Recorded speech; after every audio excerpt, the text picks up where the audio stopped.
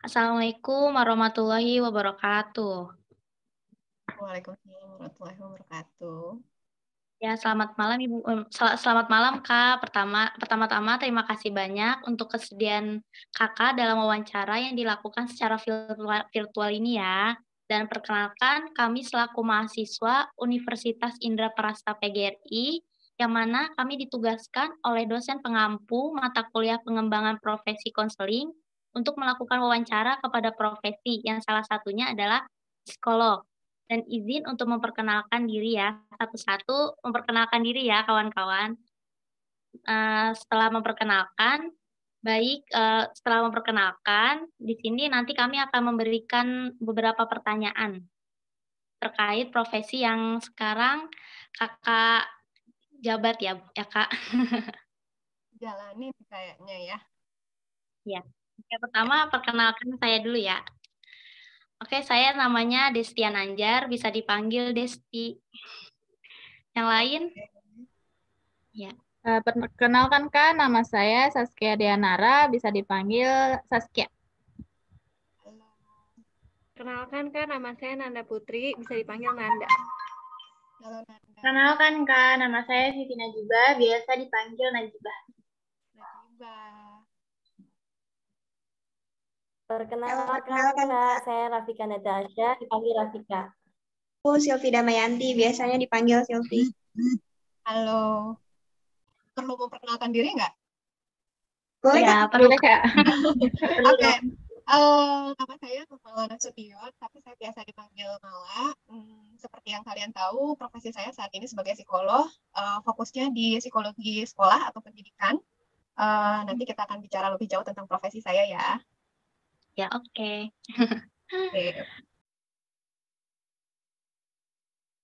Oke. Pertama, Desti mau nanya nih, di profesi Kakak sekarang ini bagaimana memperoleh pendidikannya dari usaha sampai sekarang nih, menjabat sebagai profesi psikolog, bagaimana? Dari kuliahnya, dari S1 sampai S2-nya? Oke, jadi sebetulnya untuk jadi psikolog itu dari tahun ke tahun, terutama sebelum tahun 2000-an, itu ada dua alternatif. Jadi alternatif yang pertama adalah, bukan dua alternatif sih, ada perbedaan kurikulum sebetulnya.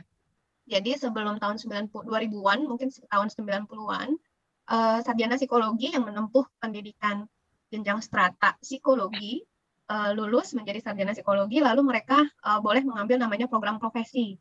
Nah, program profesi ini biasanya non-degree. Non-degree itu maksudnya tidak ada levelnya seperti S1, S2, S3. Tapi dia mendapatkan gelar profesi. Jadi nanti keluarnya itu lulusannya disebut sebagai dulu itu doktoranda. Setelah doktoranda nama diakhiri dengan gelar psikolog atau psikolog gitu ya. Nah, untuk setelah menjelang tahun 2000-an itu kurikulumnya berubah. Nah, sekarang untuk jadi psikolog itu selesai S1, sarjana psikologi, setiap sarjana psikologi harus mengambil program magister profesi psikologi. Jadi ini tidak non-degree lagi, tapi sudah seperti dual program ya, karena mereka akan mendapatkan magisternya, S2-nya, tapi mereka akan mendapatkan profesinya juga.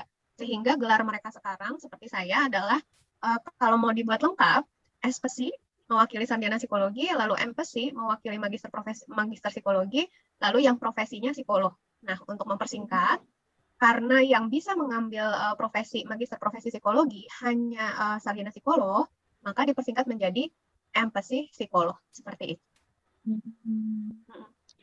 Untuk pendidikan S1-nya berapa lama ya, Kak? S1 itu normal ya, maksudnya umumnya kan memang 4 tahun. Cuman kadang-kadang kan ada yang bisa lebih cepat, kurang lebih 3,5 tahun, atau seperti saya waktu itu alhamdulillah bisa selesai sebelum 4 tahun, kurang lebih sih 3 tahun 8 bulan gitu. Itu semua tergantung kemungkinan mengambil SKS. Nah, kemungkinan mengambil SKS kan tentu terkait sama IPK dan pertimbangan dari dosen wali kan. Apakah yang bersangkutan boleh mengambil lebih banyak SKS dibandingkan mahasiswa lain seperti itu. Untuk S1-nya di mana kuliahnya, Kak?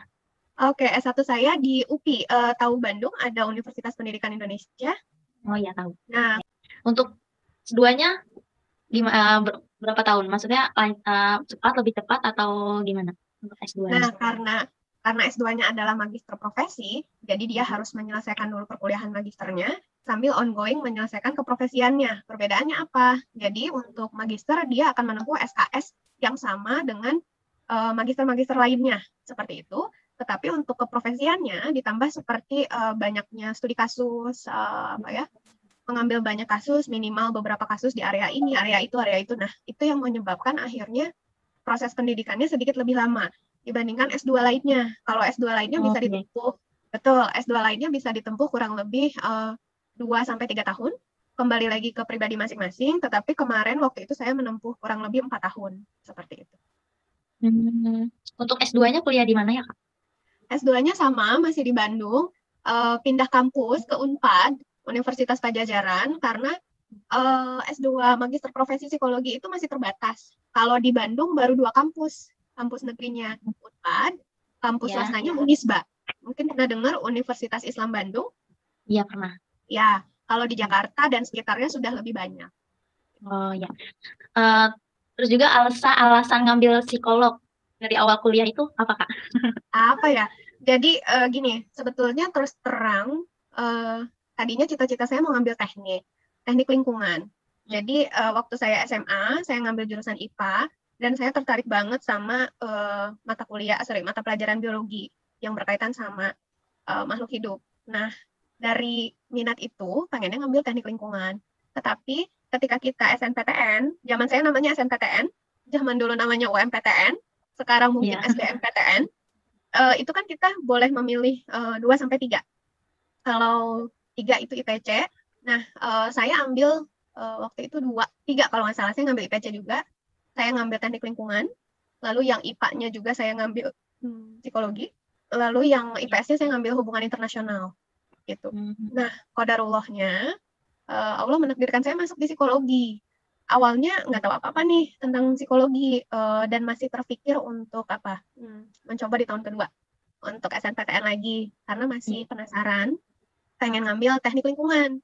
Tetapi selama setahun kuliah di psikologi jatuh cinta dengan psikologi karena ternyata ini jurusan yang jauh lebih menarik dibandingkan jurusan lain. Jadi akhirnya tetap istiqomah di jalan yang udah ditakdirkan Allah dari awal.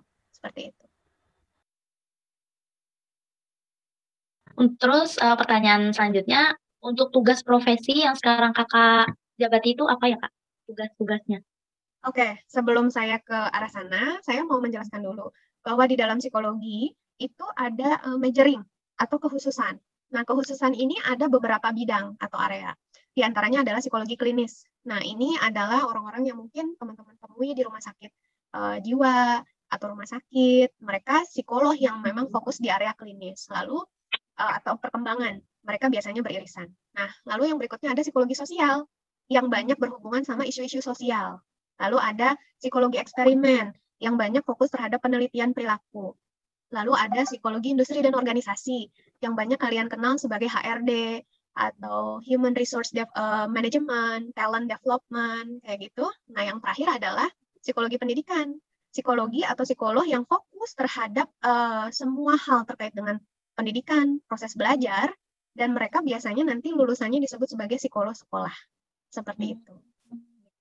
Gitu. Nah, saya sekarang bekerja sebagai psikolog sekolah karena pada saat S2 saya mengambil majoring psikologi pendidikan dengan alasan karena menurut saya pendidikan itu dari mulai usia dini sampai usia lanjut itu masih membutuhkan pendidikan sehingga akan sangat berdampak besar terhadap semua kalangan usia kalau misalnya saya memperdalam kemampuan dalam terkait pendidikan dan saya bisa kerjasama sama teman-teman dari bimbingan konseling seperti itu. Nah, ya. Terus kakak Kamala ini jabatannya sebagai apa? Guru atau apa? Enggak. Jadi kalau di sekolah kita disebutnya psikolog sekolah, bukan guru atau apapun itu namanya. Jadi jabatannya adalah psikolog sekolah. Psikolog yang memang seperti apa ya? Mungkin bisa dikatakan seperti konsultan sekolahnya, konsultan pendidikannya gitu ya. Kadang-kadang ada yang memang dia bekerja di sekolah itu atau dia hanya freelance. Jadi freelance itu sesuai kebutuhan saja datang ke sekolah seperti itu. Nah, kalau saya kebetulan alhamdulillah ada beberapa pekerjaan yang sedang saya kerjakan. Pekerjaan yang pertama terkait dengan profesi saya sebagai psikolog sekolah di homeschooling BPIM di Depok. yang memang lebih banyak pendidikannya fokus ke pendidikan anak berkebutuhan khusus dari usia dini sampai remaja. Lalu saya juga sekarang diamanahi menjadi dosen di Fakultas Psikologi UHAMKA Jakarta Selatan. Iya. Betul. Nah, lalu alhamdulillah juga dapat kepercayaan untuk ikut bekerja di PT LSP Psikologi. Saya menjabat sebagai staf dari Departemen Sertifikasi.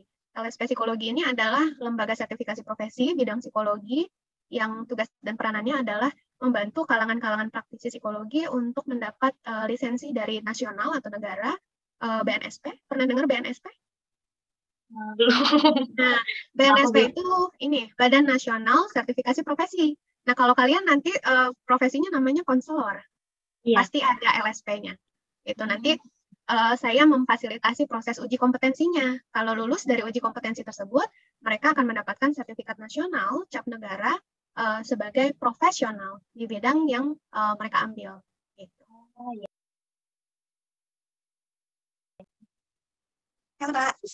Iya. Ya, aku Sylvie. Aku baru tahu juga Kak, ternyata psikolog itu ada banyak macam ya, ada di kesehatan juga tadi, di sosial sama pendidikan. Aku baru tahu itu dari Kakak. Terus yang mau tanyain, kode etik yang berada di psikolog itu gimana sih Kak? Kode etik terkait apa nih? Soalnya banyak banget ya. Sanksi-sanksi gitu Kak. Oke. Pertama, yang pasti profesi yang sama-sama kita jalani dalam hal melakukan konseling, ya kan? Pasti kode etiknya sama. Semua yang terjadi di luar, maksudnya di dalam ruangan konseling itu bersifat konfidensial, rahasia antara konselor dan konselinya. Itu yang pertama. Tetapi memang ketika sudah ada mendapatkan konsen atau kesediaan dari klien untuk membagikan informasi tersebut sesuai kebutuhan kepada pihak yang terkait, maka psikolog memang boleh membagikannya. Hanya terbatas pada kalangan yang diizinkan saja oleh klien. Itu yang pertama. Terus yang selanjutnya adalah tugas utamanya psikolog itu sama seperti teman-teman di konselor, yaitu memfasilitasi proses tercapainya well-being seseorang.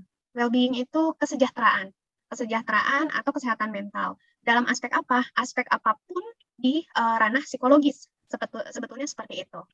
Jadi ketika saya berpraktek, saya tidak boleh mengutamakan kepentingan pribadi saya dibandingkan kepentingan klien saya. Itu kode etiknya. Misalnya seperti ini. Kadang-kadang kan kita kalau melakukan konseling atau terapi, klien itu menjadi sangat nyaman berinteraksi dengan kita gitu ya. Kadang-kadang mereka yang akhirnya merasa kesulitan melepaskan diri. Sudah sampai ke kadang-kadang klien kan merasa nyaman. Ketika klien merasa nyaman, psikolog harus bisa menentukan kapan terjadinya terminasi proses terapeutik, baik itu berupa konseling atau terapi psikologis lainnya. Kenapa? Karena yang diharapkan adalah terciptanya well-being melalui kemandirian si klien. Jadi kita tidak boleh membuat klien tergantung dengan profesi kita.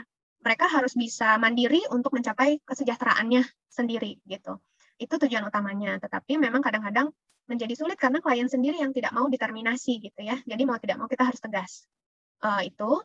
Terus selanjutnya adalah melakukan malpraktek dalam psikologi itu nggak kelihatan dampaknya, ya kan? Nggak kelihatan langsung, berbeda dengan medis gitu.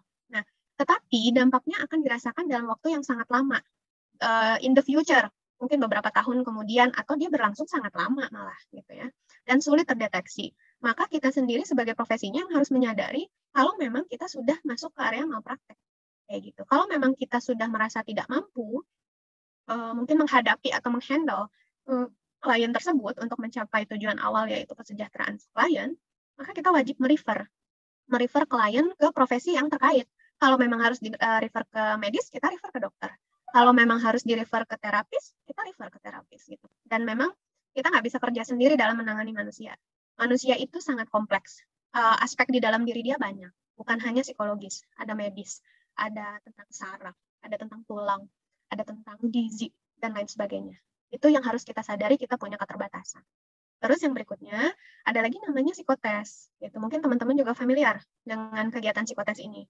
Nah, di dalam psikotes, kerahasiaan alat tes, prosesnya, hasilnya, laporannya, itu sifatnya rahasia. Gitu. Jadi ada sebagian besar dari alat-alat tes yang kami pakai, itu betul-betul harus kami jaga.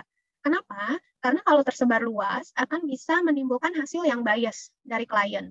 Kalau misalnya dia belajar dulu gitu ya. Walaupun sebetulnya bias ini akan bisa di-counter dengan alat tes yang lain gitu. Kita akan bisa melihat kalau ada perbedaan yang sangat dahsyat gitu ya dari kepribadiannya. Justru ini akan menjadi tanda tanya dan ini akan menjadi area yang harus kita gali lebih dalam gitu. Itu yang berikutnya terkait alat tes, proses pengujian dan hasilnya. Kecuali hasilnya tersebut memang dibutuhkan oleh pihak-pihak tertentu dan memang sudah based on informed consent dari klien. Misalnya siswa, mereka butuh psikotes untuk penjurusan. Hasilnya memang bisa kita berikan kepada orang tuanya dan pihak sekolah karena mereka adalah pihak-pihak yang akan sangat membutuhkan hasil psikotes tersebut. Atau karyawan melakukan psikotes berdasarkan permintaan dari perusahaan, maka hasil psikotesnya harus kita kasih ke perusahaan, bukan hanya ke si klien. Justru nanti pihak perusahaan yang akan menginformasikan hasil tesnya ke karyawan, atau tergantung dengan perjanjian antara perusahaan dan karyawannya. Apakah hasil psikotesnya langsung diberikan kepada karyawan dan karyawan yang menyampaikan ke perusahaan, atau sebaliknya, hasilnya diberikan ke perusahaan, nanti perusahaan yang menyampaikan ke karyawan. Ini yang akan perlu dibicarakan oleh user dari pengguna jasa psikologi atau psikotes. Itu yang dua terbesar dari kode etik kita yang menurut saya profesi manapun semuanya sama, gitu ya. Boleh tanya lagi, Kak? Boleh. Kan untuk orang awam ya, Kak. Untuk orang awam kan nggak bisa membedakan antara konselor, antara psikolog dan psikiater. Bisa Kakak jelasin nggak perbedaan antara beberapa profesi tersebut? Oke, kalau kita harus membedakan dari latar belakang pendidikannya dulu ya. Karena dengan perbedaan latar belakang pendidikan, kita akan bisa membedakan kewenangannya. Yang pertama psikolog, tadi saya sudah menjelaskan bagaimana proses pendidikan yang kami tempuh. Lalu ada psikiater.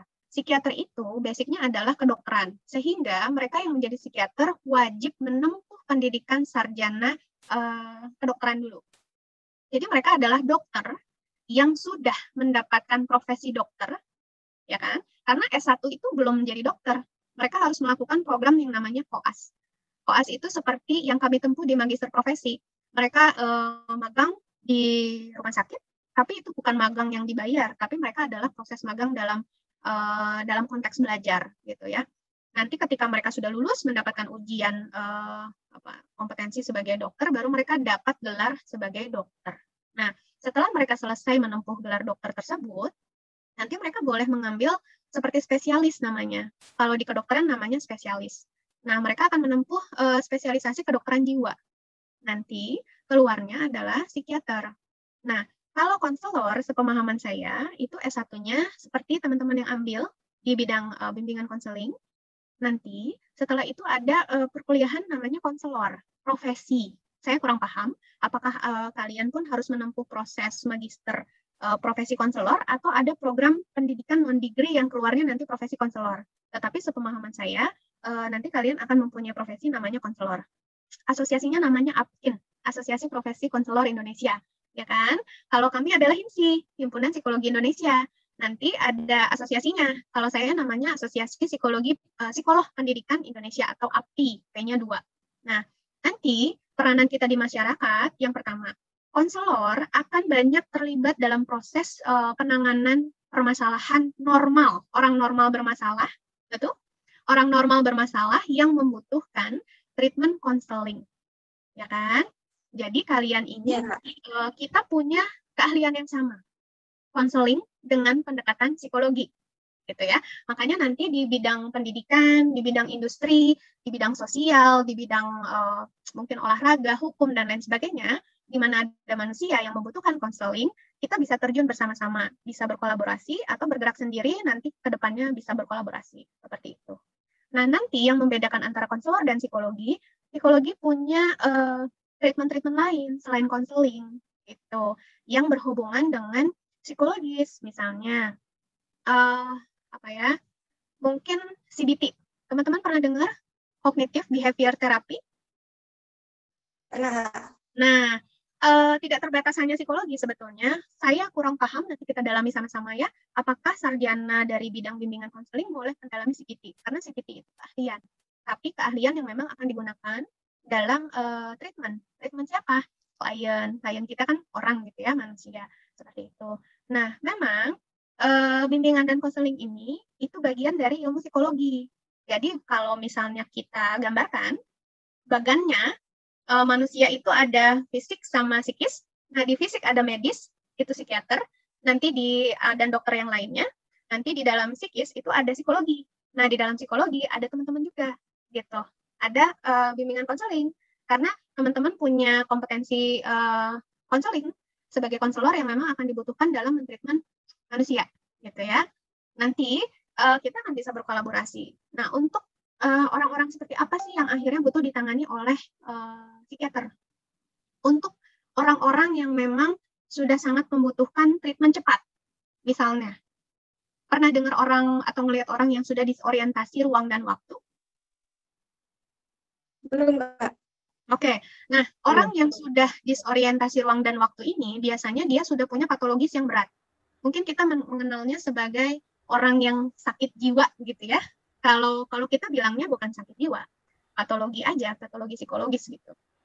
Nah, mereka biasanya kalau sudah sangat membahayakan diri mereka sendiri, sudah tidak bisa diajak bicara karena mereka sudah disorientasi ruang dan waktu, maka psikiater bisa turun tangan karena mereka bisa memberikan treatment medis berupa obat-obatan atau farmakologi yang memang akan tujuan utamanya adalah ke saraf atau ke otak, yang bisa mungkin kita kenal dengan yang sudah depresi parah, itu dikasih antidepresan supaya dia bisa lebih tenang, supaya dia bisa berfungsi secara sosial lebih baik gitu ya.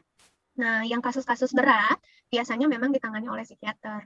Tetapi untuk kasus-kasus yang memang normal tetapi bermasalah, individu yang sebenarnya normal tetapi bermasalah, masih bisa ditangani oleh psikolog dan konselor sebetulnya. Nah, nanti yang membedakan antara psikolog dan konselor, yaitu tadi, untuk permasalahan-permasalahan yang sudah tidak bisa ditangani melalui jalur konseling, biasanya akan di-refer ke psikolog. Gitu. Nanti kami kalau sudah tidak bisa menangani dengan terapi-terapi psikologis, maka kami akan perlu kerjasama dengan psikiater atau profesi lain, seperti itu. Aku mau nanya, selama Kak Mala ini berprofesi sebagai psikolog, gitu ya Kak, permasalahan yang paling berkesan buat Kakak tuh apa sih Kak? Apa ya, karena ini, profesi psikolog pendidikan itu luas, seperti yang tadi saya sampaikan. Rentang usianya dari anak usia dini sampai orang dewasa gitu ya. Kalau di permasalahan anak, yang paling berkesan secara positif dan negatif buat saya adalah anak-anak yang memang secara lahir mengalami berkebutuhan khusus.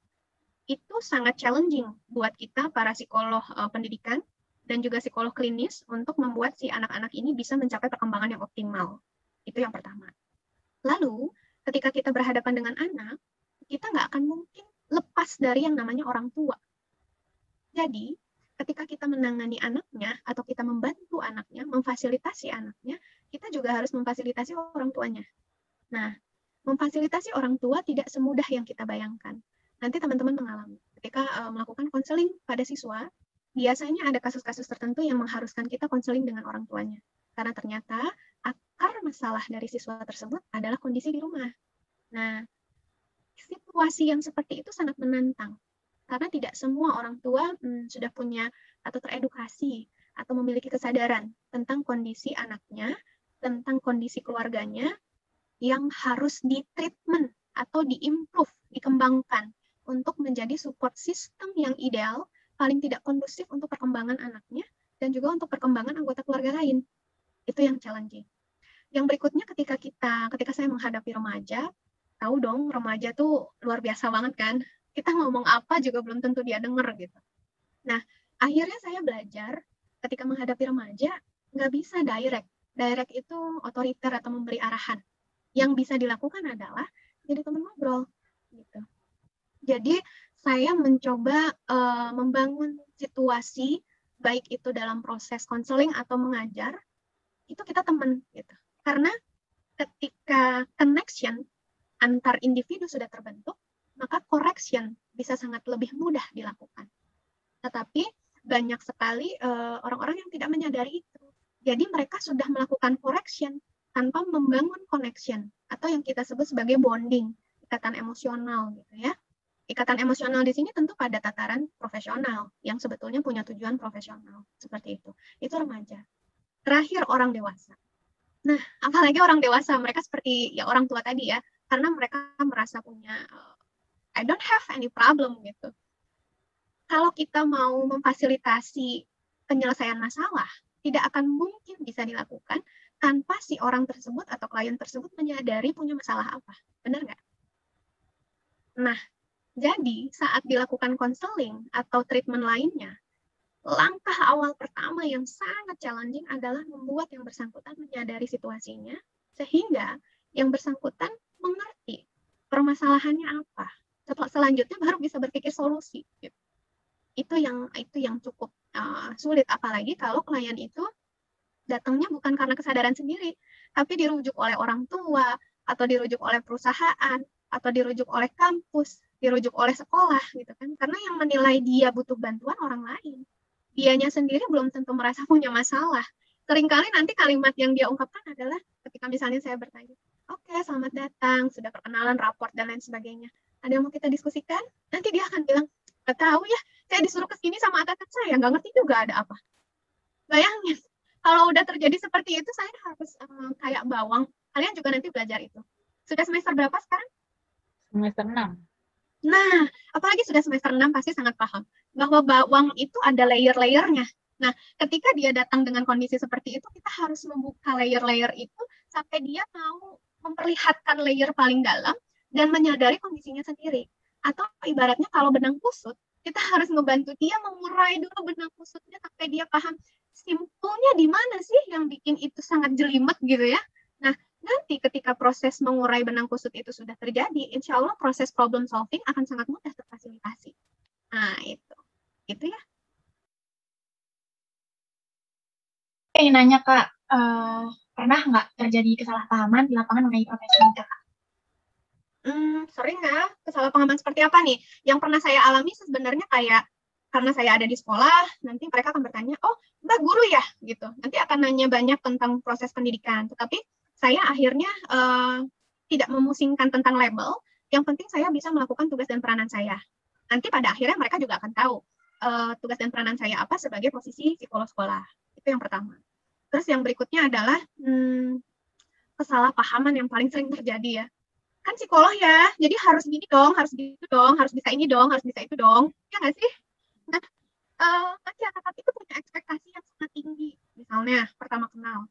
Halo, nama saya ini. Oke, kerjaannya apa? Psikolog. Bisa baca pikiran aku dong. Sering nggak?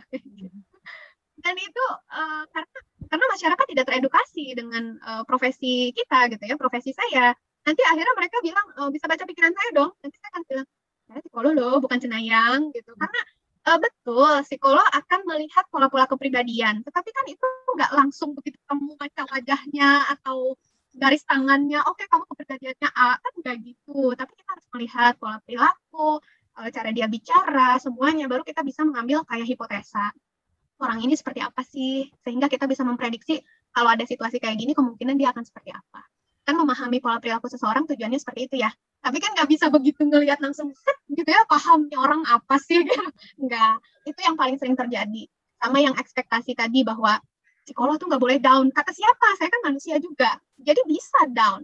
Dan ada momen-momen di mana saya nggak bisa nggak bisa optimal menjalankan peran saya gitu. Nah, ketika seperti itu ya balik lagi kesadaran saya secara profesional, saya harus tidak menerima klien pada saat itu. Misalnya ketika saya memang ada masalah berat, atau saya punya masalah kesehatan. Karena proses konseling, active listening itu menguras energi dan tenaga. Benar kan? Jadi kita harus selalu dalam keadaan prima. Gitu. Itu yang kedua. Yang ketiga, karena tampilannya sangat seperti ini gitu ya, nanti kalau lagi mengalami klien yang lebih tua, aduh, itu salah pahamnya luar biasa. Tahu apa sih, ngerti apa sih gitu kan. Jadi akhirnya saya harus pakai kacamata supaya kelihatan lebih senior gitu. Karena nggak gampang memberikan advice buat orang yang lebih senior. Dan itu mereka selalu salah paham gitu ya. Yang muda tidak tahu apa-apa. Gitu. Menurut saya itu salah paham yang sangat umum terjadi terhadap saya secara pribadi gitu ya. Mungkin itu aja kali yang bisa saya sharing tentang salah paham. Selanjutnya aku mau nanya, pernah nggak sih kakak menjalani kerjasama dengan konselor gitu? Oh pernah banget. Seperti apa ya Kak? Gini, kalau kan baru tahun-tahun ini aja ya, saya ada 4 tahun belakangan ini deh, saya ada di homeschooling yang memang khusus di anak berkebutuhan khusus. Tetapi sebelumnya kan saya berpraktek di apa ya saya menyebutnya konsultan psikologi ya. Mereka kan punya klien siswa SD, SMP, SMA, bahkan TK gitu ya, sampai universitas gitu. Nah, di setiap sekolah itu biasanya mereka sudah punya perangkat yang namanya konselor sekolah gitu. Nah, teman-teman yang lulusan dari seperti kuliah yang kalian ambil ini yang mereka ada di sana. Kerjasama seperti apa yang bisa saya lakukan? Biasanya mungkin kita bilangnya first aid kali ya, atau P3K-nya psikologis di sekolah adalah konselor sekolah. Mereka yang akan langsung bekerja sama dengan wali murid atau orang tua dalam menangani permasalahan yang terjadi pada saat itu. Tetapi ketika ternyata permasalahannya sudah jauh lebih berat, memang berkaitan dengan psikologis, biasanya mereka akan meminta kerjasama secara profesional dengan psikolog. Gitu. Nah, apa yang saya bisa lakukan? Ketika memang membutuhkan interaksi langsung antara siswa dengan psikolog, saya akan melakukannya. Tetapi ketika memang masih bisa dihandle oleh konselor, biasanya saya akan berdiskusi dengan konselornya, gitu, terkait dengan apa yang sudah didapat, apa kesimpulan sementara, lalu langkah-langkah yang akan diambil rencananya seperti apa. Mungkin saya bisa memberikan sedikit advice, konselingnya coba ambil dari arah sini atau dari ranah sini, siapa tahu bisa lebih memberikan insight buat si anak dan orang tua. Biasanya seperti itu. Rafika. Halo Kak, aku mau nanya. Ini kan lagi pandemi. Gimana kalau pekerjaan Kakak tuh gimana di tengah pandemi seperti ini? Apakah ada kendala atau seperti apa cara untuk mengajarnya atau gimana gitu? Jadi kan memang karena klien kita manusia dan biasanya kita face to face ya, tetapi karena situasi pandemi kayak gini mau tidak mau jadi meminimalkan kontak secara langsung gitu ya. Akhirnya memanfaatkan fasilitas pertemuan meeting seperti ini. Tetapi memang untuk case-case yang memang bisa dilakukan secara daring atau online. Kayak ngajar biasanya jadinya online. Terus kayak ketemu klien untuk counseling, untuk kasus-kasus yang masih tergolong sedang, ringan sampai sedang, kita bisa lakukan secara online gitu ya. Tapi kalau alhamdulillah selama beberapa tahun terakhir ini juga saya membekali diri dengan beberapa bentuk treatment untuk problem-problem kesulitan belajar bagi anak-anak. Nah, treatmentnya ini dalam bidang gerak atau ilmunya disebut kinesiologi. Jadi, saya harus seperti memberikan terapi gerak terhadap si anak-anak ini. Nah, namanya terapi gerak itu akan sulit dilakukan ketika online, karena si anak harus mendapatkan contoh, harus dikoreksi gerakannya, harus dihitung gerakannya, dan lain sebagainya, maka mau tidak mau itu dilakukan. Tetapi pada saat, maksudnya dilakukan secara face to face ya, tetapi dengan prokes tentunya ya, protokol kesehatan. Tetapi pada awal-awal pandemik, di saat kasus pandemik sedang tinggi, saya stop dulu pekerjaan yang berkaitan dengan terapi, karena itu sangat beresiko untuk saya dan klien.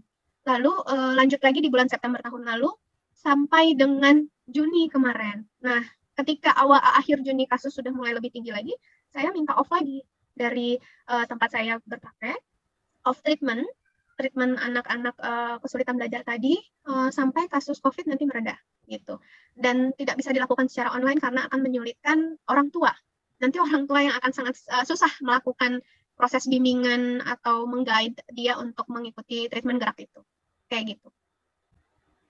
Mudah-mudahan cukup membantu dan bisa sedikit memuaskan rasa ingin tahunya dan juga menginspirasi untuk cari tahu lebih jauh ya. Iya benar. Kayaknya udah nggak ada yang nanya lagi nih Kak. Oke.